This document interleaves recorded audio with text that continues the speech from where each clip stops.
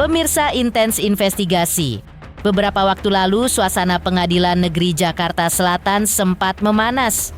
Nikita Mirzani sebagai terdakwa kasus dugaan pemerasan dan TPPU dengan mata membara menolak keras ketika jaksa penuntut umum mencoba memakaikan rompi tahanan dan memborgolnya.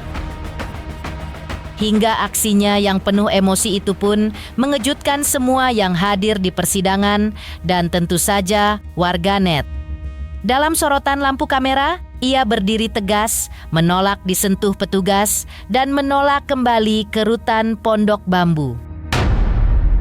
Semangatnya membuncah, merasa haknya sebagai terdakwa diabaikan, lantaran permintaannya untuk memutarkan bukti isi rekaman suara dalam flash disk ditolak mentah-mentah oleh hakim. Mengingat jejak perdebatan sengit itu menjadi buah bibir publik, hingga netizen membanjiri lini masa dengan video dan komentar tentang pemberontakan Nikita. Seperti apa pula di tengah publik menyorot aksi ngamuknya Nikita, pihak Polres Jakarta Selatan juga mengungkap fakta terkait laporan Nikita Mirzani terhadap Fitri Salhuteru beberapa waktu lalu. Usai pengacara Togar Situmorang mengungkap bahwa Fitri Salhuteru mangkir berkali-kali saat dipanggil oleh pihak Polres Jakarta Selatan terkait laporan Nikita Mirzani. Pemirsa, bersama Intens Investigasi, kami hadirkan kabar terkini, terpercaya, dan teraktual. Tetapi sebelumnya, jangan lupa untuk like, subscribe, dan juga share channel YouTube ini.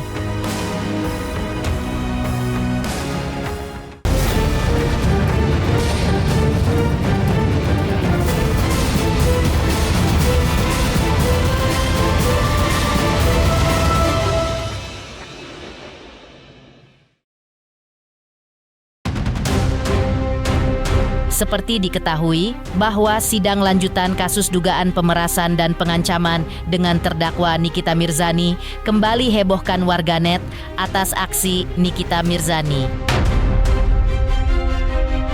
Ya, usai sidang, emosi serta sikap keras kepala kembali diperlihatkan Nikita Mirzani saat sidang selesai. Nikita menolak meninggalkan ruang sidang, bahkan sampai berdiri ngotot di depan jaksa. Nikita menolak memakai rompi tahanan sampai menepisnya, ia juga tak mau diborgol. Tidak hanya melakukan perlawanan dengan menepis tangan, Nikita juga meronta saat jaksa dan petugas kejaksaan akan memakaikan rompi serta memborgol tangannya. Hal itu terjadi lantaran permintaannya ke majelis hakim ditolak saat Nikita meminta rekaman audio yang ia bawa dalam flash disk diklaim berisi percakapan pelapor, Reza Gladys, yang menurutnya telah merencanakan segalanya hingga membuat dirinya ditahan. Di sisi lain, pagi tadi, pihak Polres Jakarta Selatan juga mengungkapkan fakta baru tentang laporan Nikita Mirzani terhadap Fitri Salhuteru beberapa waktu lalu.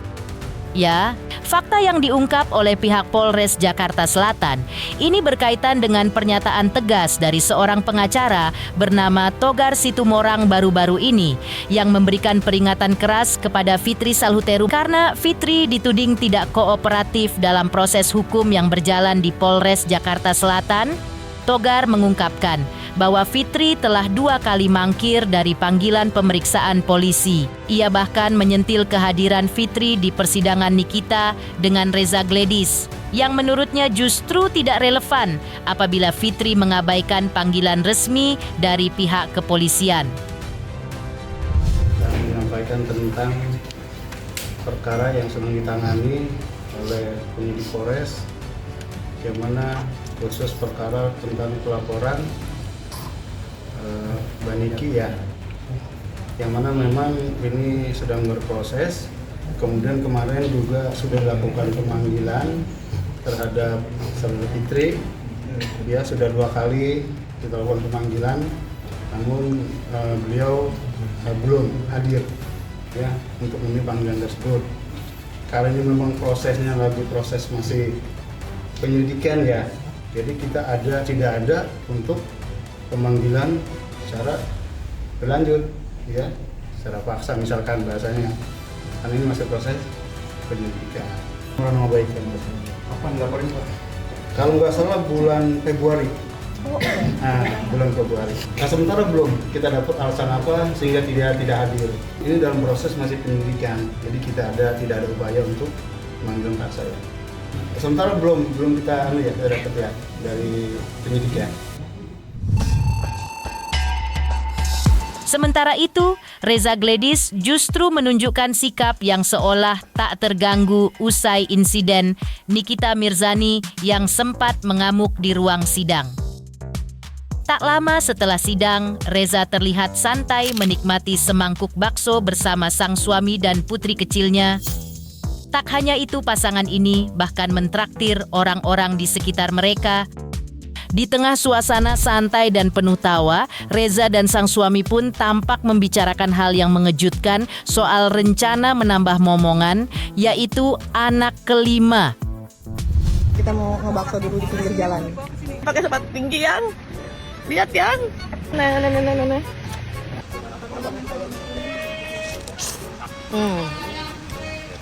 Jualan apa itu abang teriak-teriak?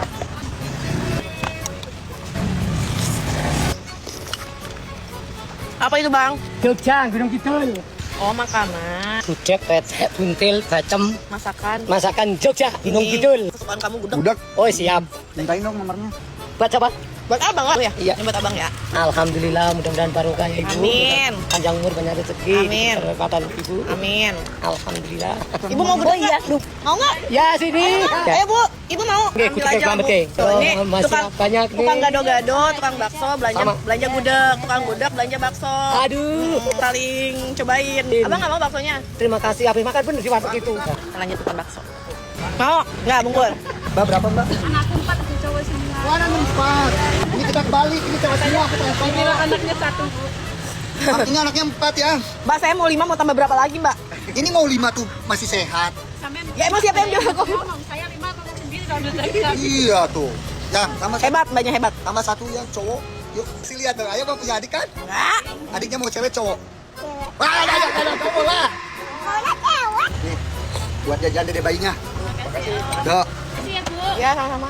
Terima kasih ya mbak. Ya, masih. Ya.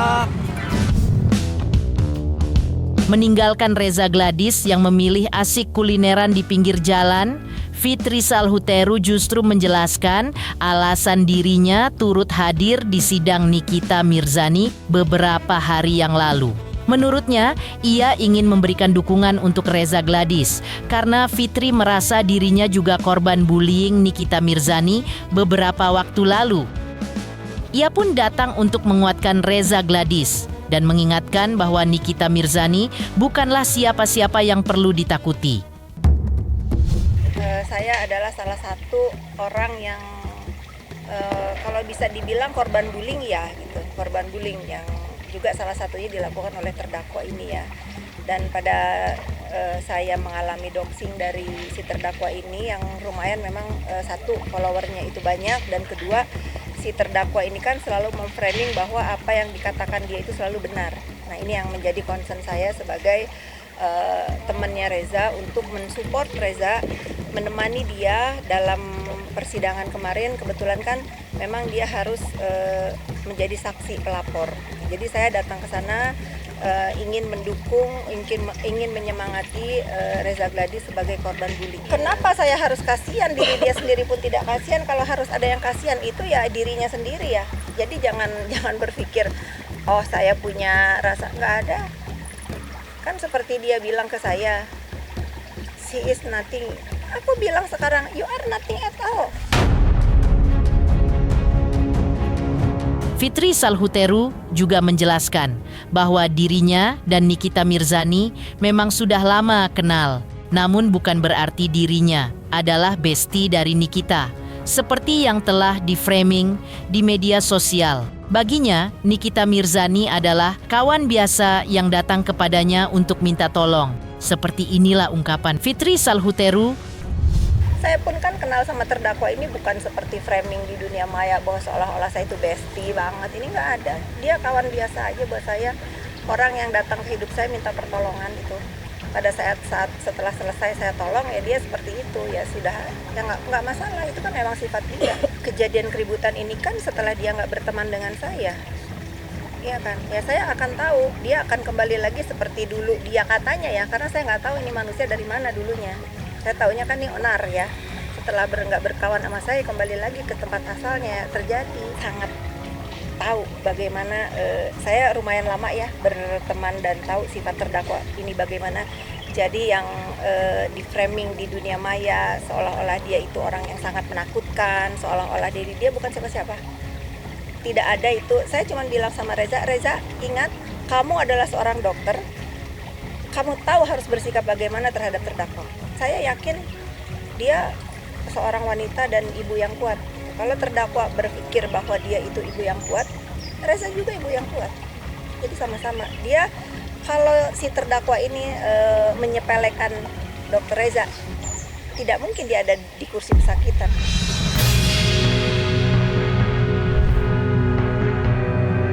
Meninggalkan pengakuan Fitri Salhuteru yang merasa korban bullying Nikita Mirzani. Lalu seperti apa? Sebelumnya di ruang sidang kemarin, Nikita Mirzani sempat mengamuk kepada jaksa hingga ia menolak memakai rompi tahanan dan tidak mau memakai borgol di tangannya. 6 tahun, bukan waktu yang sebentar. 6 tahun pula intens investigasi hadir setia di hadapan Anda, mengungkap fakta, menghadirkan berita terkini, dan menyuguhkan kisah-kisah yang menggugah rasa ingin tahu. Dan hari ini adalah momen spesial. Intens investigasi, genap berusia 6 tahun. Sebuah perjalanan penuh cerita, penuh warna. Terima kasih atas kepercayaan dan kesetiaan yang tak ternilai. Karena tanpa pemirsa, kami takkan sampai sejauh ini. Hello, Hotman Paris mengucapkan selamat ulang tahun. Selamat ulang tahun. Selamat ulang tahun. Selamat ulang tahun. Selamat ulang tahun untuk Intens. Selamat ulang tahun untuk Intens yang ke-6. Semoga bisa terus memberitakan berita-berita yang benar. Memberikan informasi yang akurat. Dan bisa memberikan kedamaian ya. Selalu semakin jaya. God bless you, semoga sukses Intens.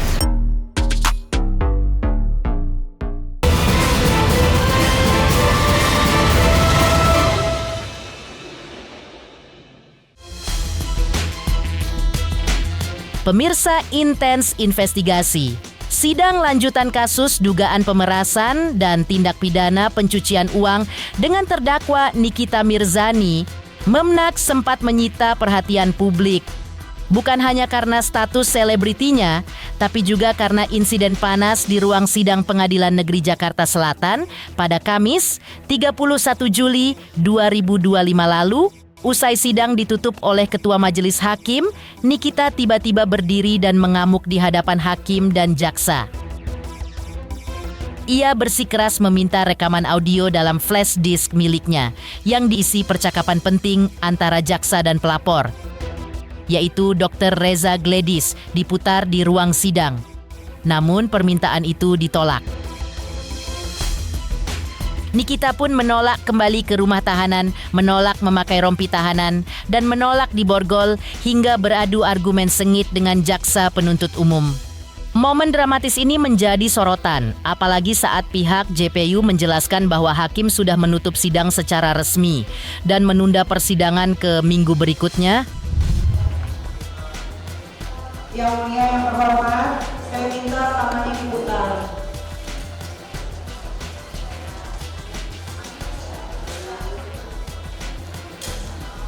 Saya nggak mau. Saya minta tangan itu diputar. Tidak mau. Saya minta tangan itu diputar.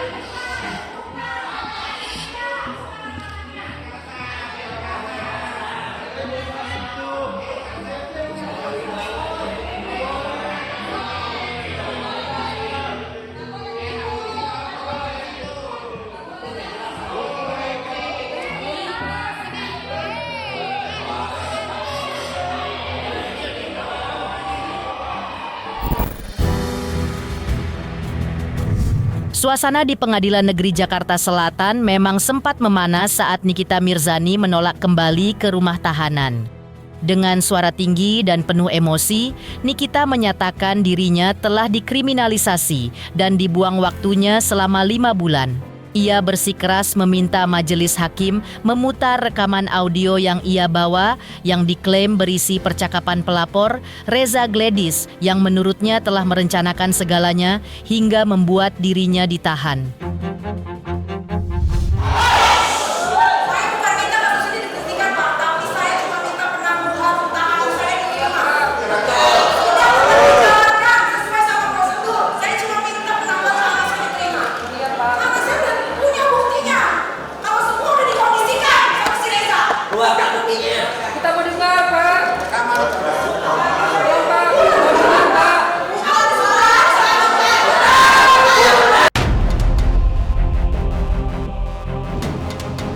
Di sisi lain, lantas seperti apa tanggapan dari seorang praktisi hukum, Deolipa Yumara, terkait aksi Nikita yang sempat ngamuk di ruang sidang di hadapan hakim dan jaksa hingga menolak memakai rompi dan borgol?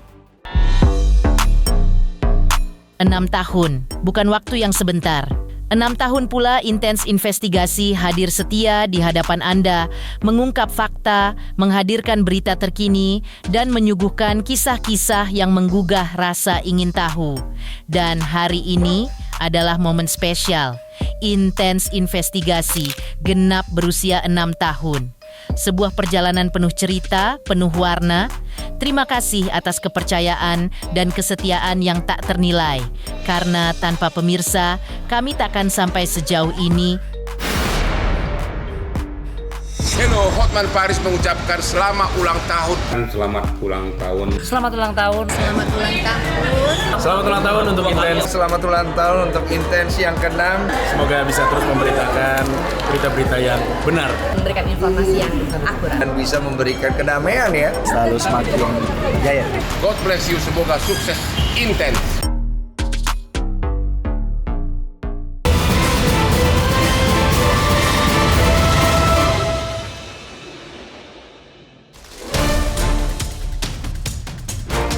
Di sisi lain, di balik drama ngamuknya Nikita Mirzani dalam ruang sidang, praktisi hukum Deolipa Yumara juga memberikan pandangan tajam mengenai kejadian tersebut.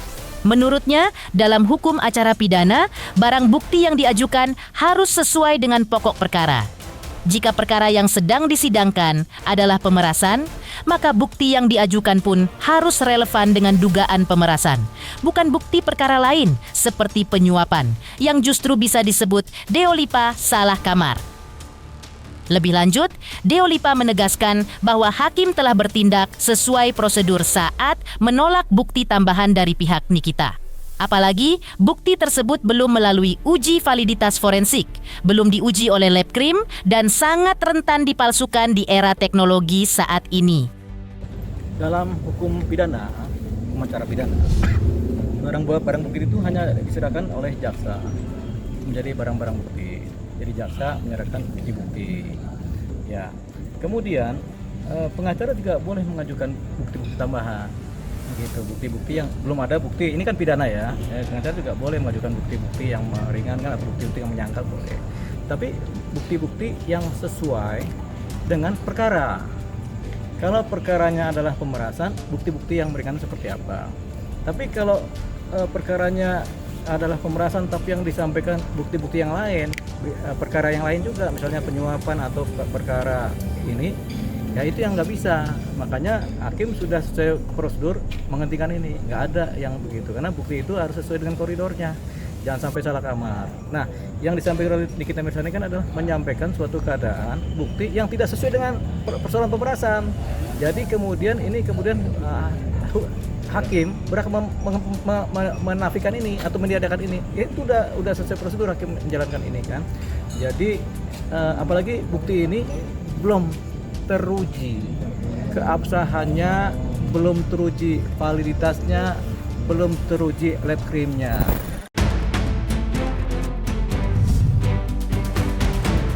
Pemirsa Intens Investigasi, jangan lupa saksikan terus Intens Investigasi dan pastikan jangan lupa untuk like, subscribe dan juga komen.